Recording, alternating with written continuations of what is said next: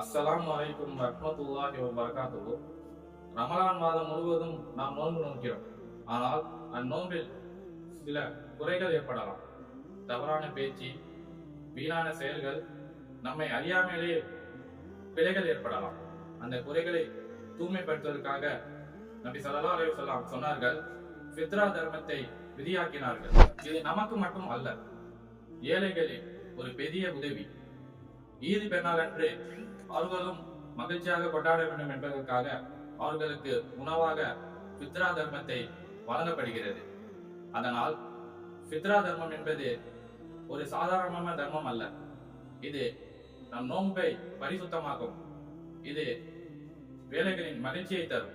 எனவே நம் எல்லாரும் மறக்காமல் ஃபித்ரா தர்மத்தை நிறைவேற்றுவோம். அல்லாஹ் நம் நோன்பையும் நம் செயல்களையும் ஏற்றுக்கொள்வானாக. அஸ்ஸலாமு அலைக்கும் வரஹ்மத்துல்லாஹி வபரகாத்துஹு.